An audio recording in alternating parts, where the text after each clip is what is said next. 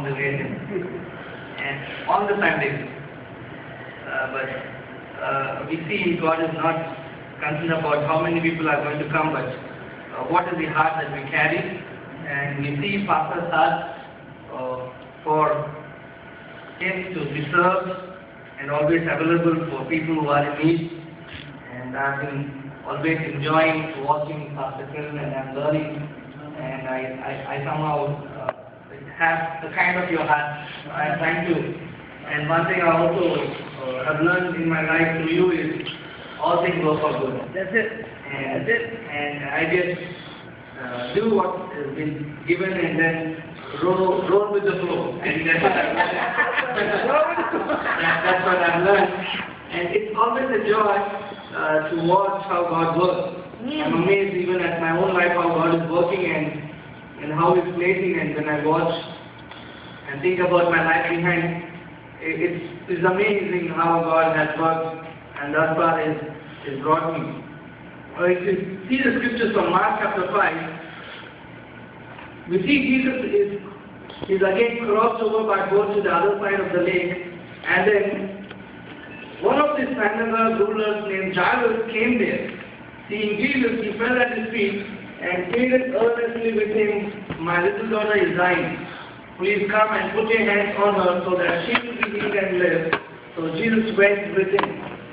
And a large crowd followed and pressed around him, and a woman was there who had been subject to bleeding for 12 years.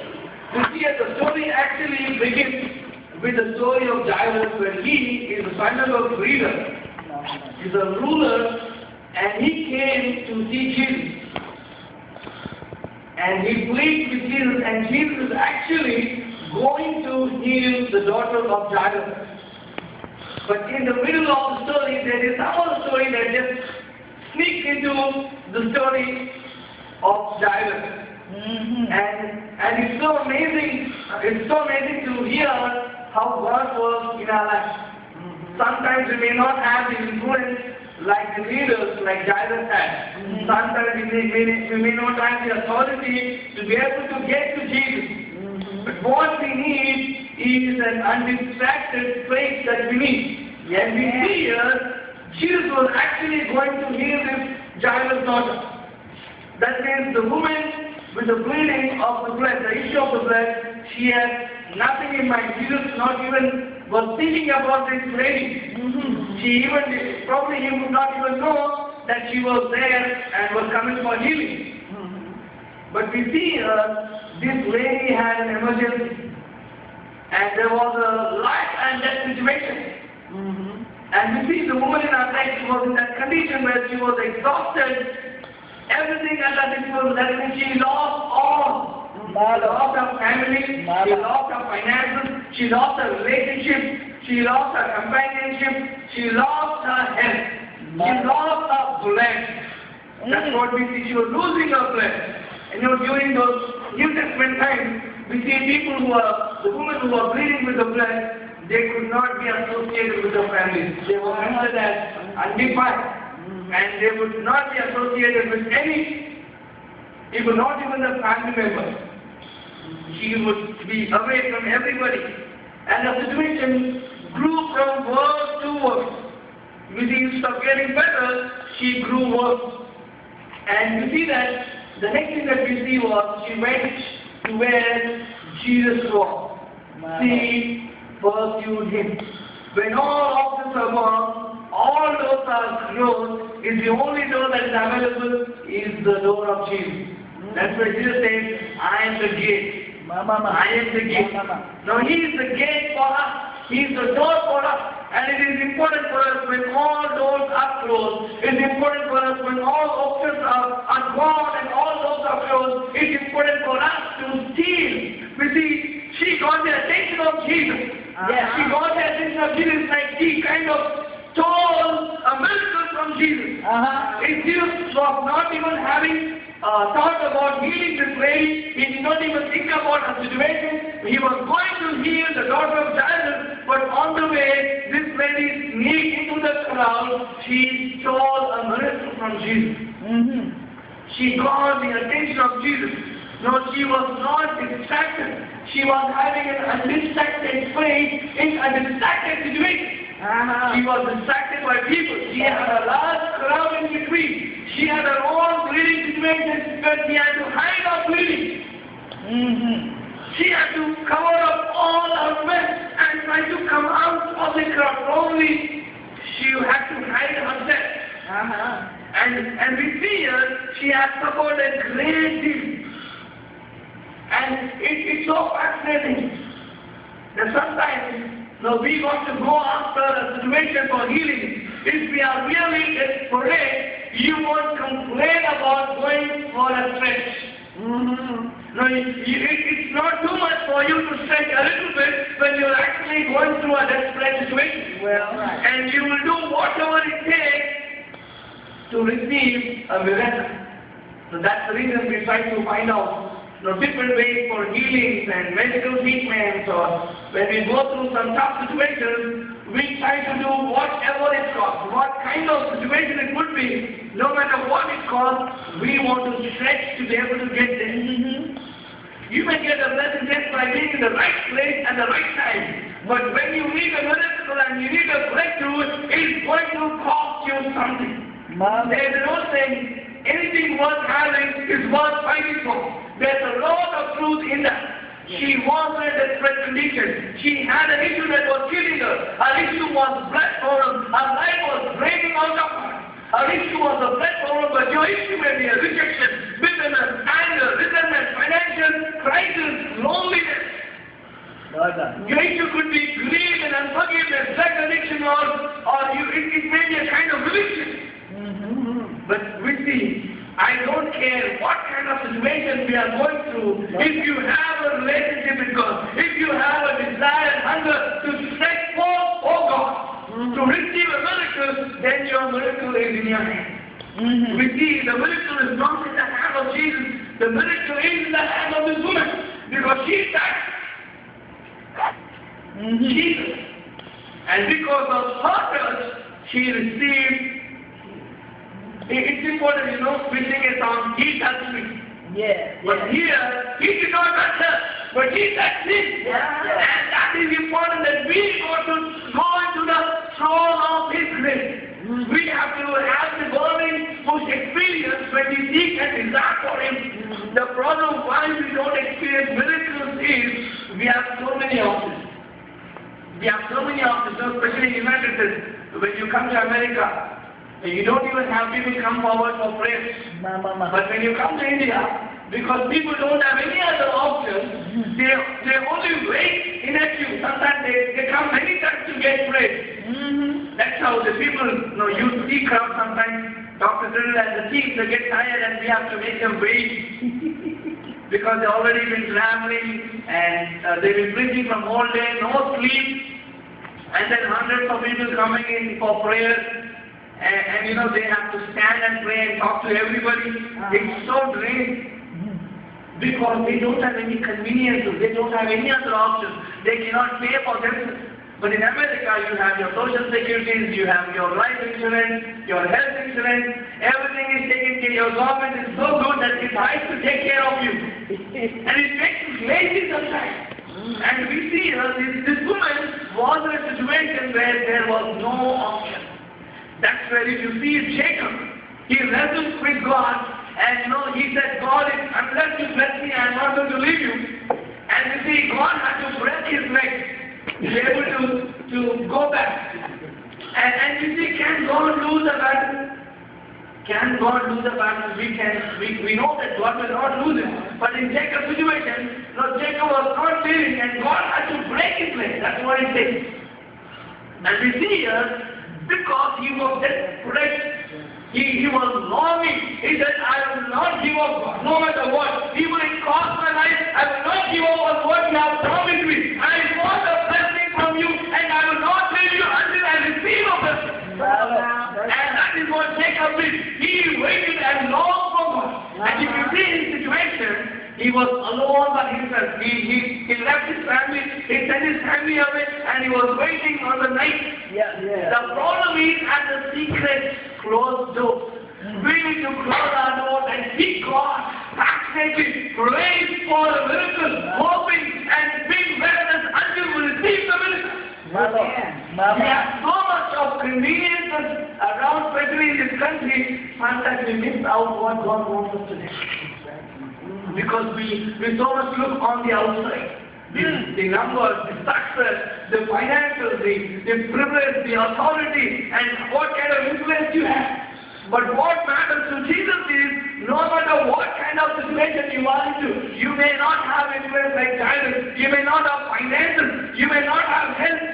And in this situation, she was a rejected woman.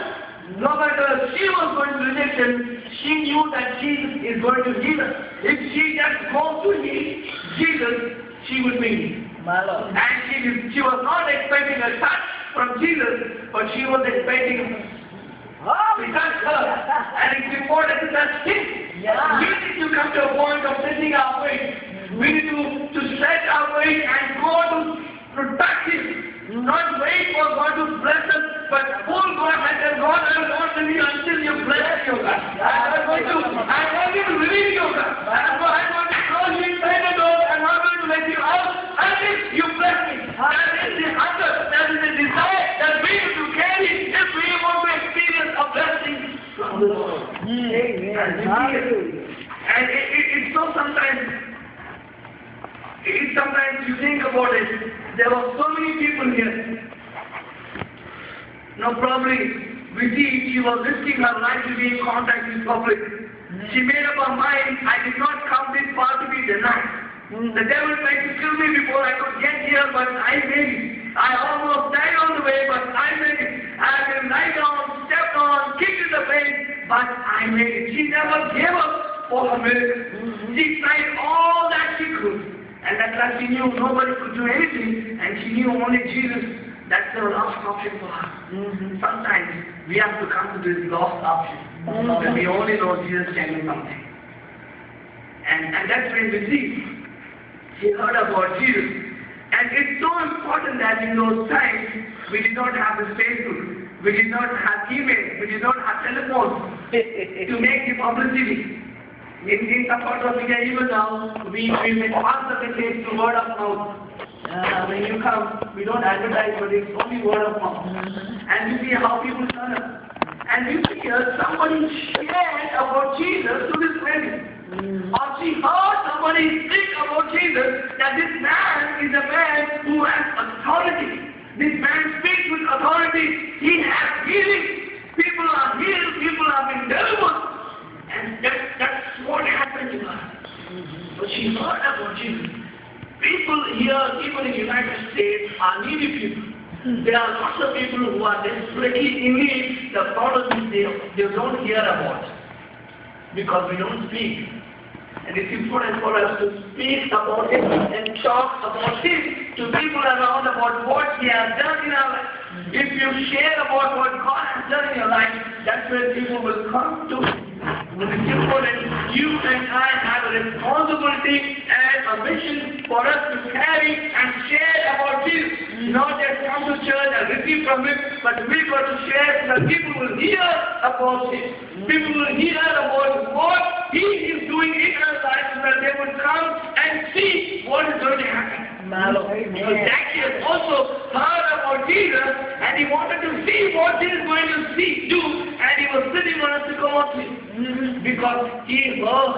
And we need to speak for people to be able to hear. And it's important. We see she heard about Jesus. That's what we see in verse 27. She came up behind him in the crowd and touched his cloak.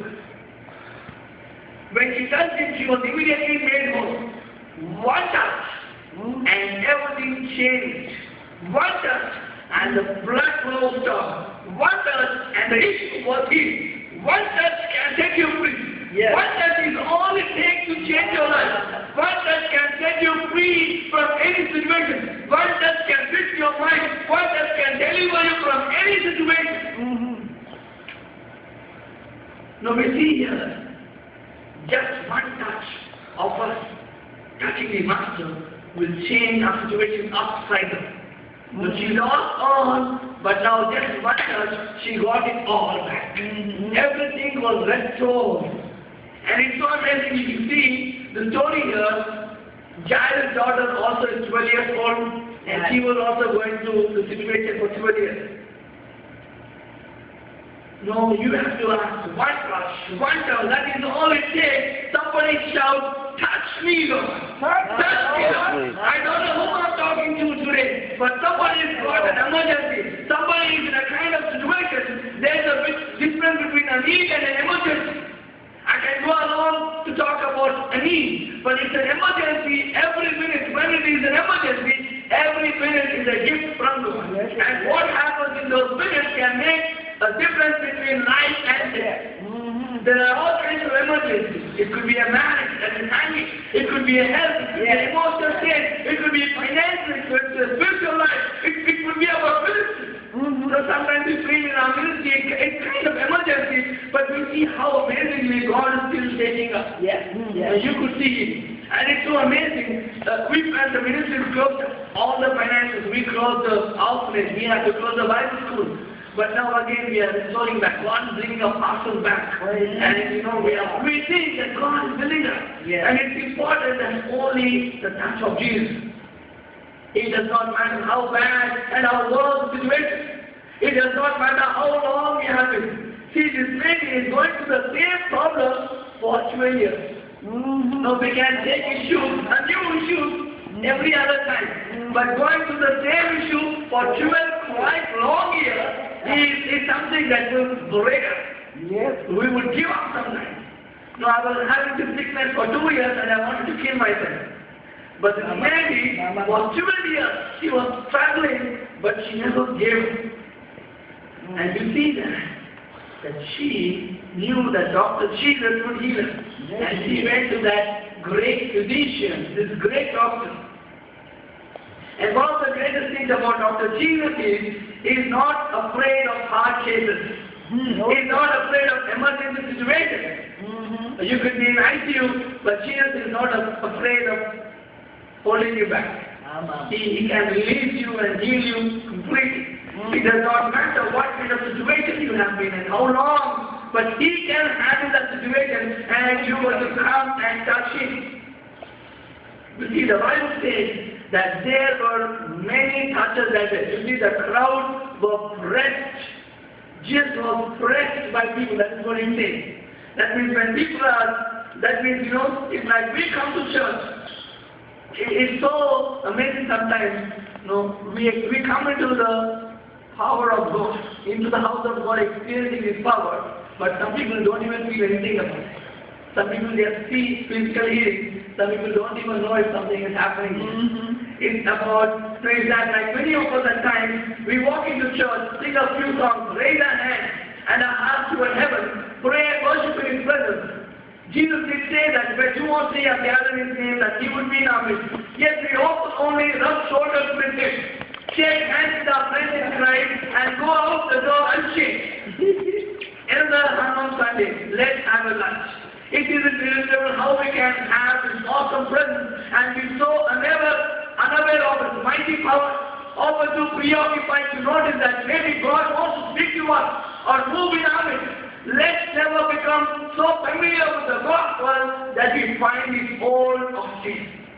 The problem is we hear so much of preaching, we listen to so much of singing, that we really miss the presence and we become unaware of this mighty presence.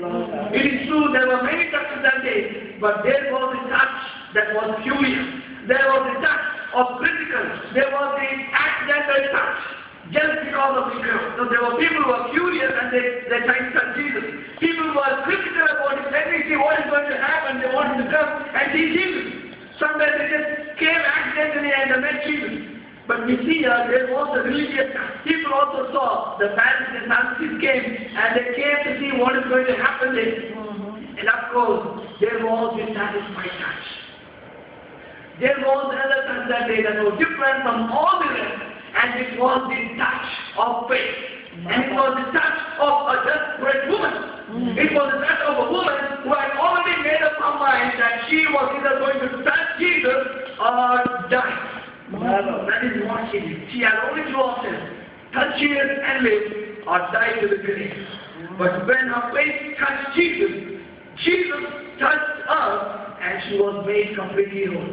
Jesus is still the healer. Like this little woman, you may not be the first one in line, you may not have any money, you may not have any help, but faith will touch him. Faith will stop him, and he will touch you, and he will heal you, and he will deliver you. He will restore your situation, he will restore your mind, he will restore your ministry, he will heal your broken heart.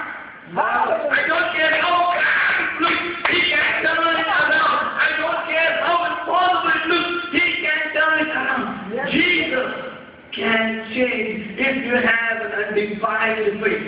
Now this lady was defiled, but she was having an undefiled faith to touch Jesus. That is what we need. Now she was not distracted by the crowd. She was having undistracted faith. Secondly, she was having undefiled faith. Where she was defiled, but she did not think, oh, with my impurity and my uncleanness, what would people think? Will Jesus accept or not? The good news is, Jesus wants to come to you with your mess. He does not want, because he knows we cannot clean ourselves. We are sinners. And we see that is what is needed. We should not give up. He is still the great physician, and he wants to heal you. And she had an undignified faith. She was not thinking what people would think. She was not thinking about how can I reach out to Jesus in that crowd. So sometimes you come to India, you will see people, they don't come in line because it is getting late. So people try to sneak in, they push everybody and they come forward. And Dr. does not like that way. And so I started making lights, and we have queues now. Brothers, people just pull everybody because they want to be touched. That is all what it matters. So they leave their dignity, they leave their shame, they become shameless, and they come to get praise. Here, we give altar calls and call for discipleship. Nobody comes to the Lord. Because people are not hungry. We are tired about it, because the problem is we are not hungry enough and desperate enough for God to experience His touch and His presence. That's the problem in America. Because people are not hungry, because they have so much. They have so much in their life. So much of television, TV, movies, entertainment. You have recreation. So many things that we are not hungry enough to hear from God. We are not hungry and desperate enough to fight for God and with God. And it's important today. No matter what kind of situation you are, Jesus can make a miracle recovery. We heard about the situation about Coma. She started breathing again. That is what Jesus will do if we trust and not give up on it. If we have a desperate situation, we got to seek God desperately. That is what we need. We need to be desperate to receive the miracle of Jesus. Yes, Lord. And if you are hungry enough to seek Him, and no matter what it happens, if you tell, yes, God, I'm not going to give up on you, I'm not going to leave you until I receive a miracle, that's when it happens. Imagine if this lady would wait, oh, let me wait on my time. This is not my time. Let me wait for God's time. If you would just sit at home and tell him, God wants to heal me, He will heal me on His time, I am just waiting on Him. Sometimes we become lethargic and lazy in our faith, and we don't set our thinking, oh, let me wait on God's time. Sometimes waiting on God's time makes us lazy and not do anything. But imagine on this lady, if we could just think about waiting on right time and not go to touch Jesus, we would not talk about her. We would never talk about her. Her story would not be written probably in this Bible. But you see, she was not lazy, but she just got up from her bed. She got out. She pulled all her clothes with that rest, but she dared to move forward. That is what is there. We got to set out, come out of our comfort zone, not think naturally, but spiritually.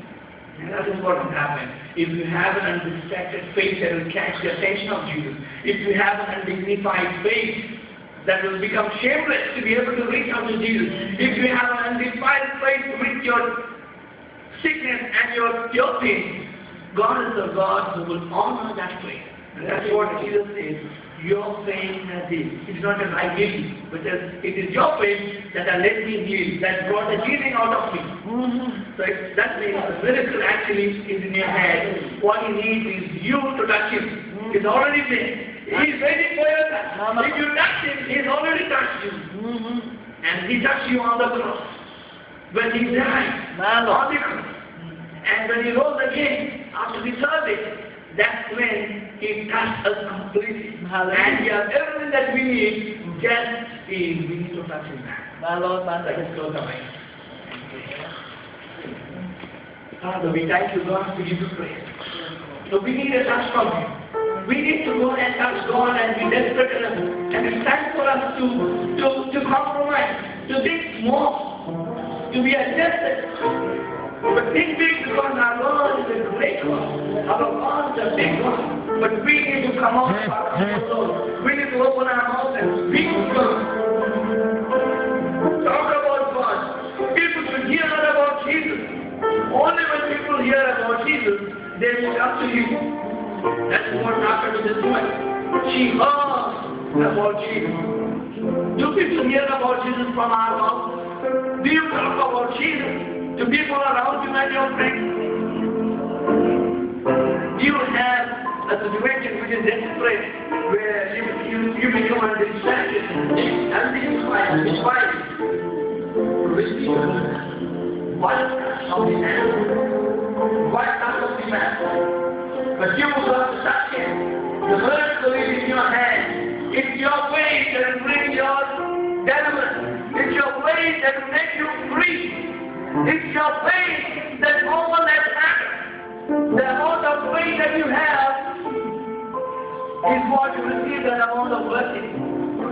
Your blessing is counted by your faith. Can God find faith in your life? Are you tired about your situation?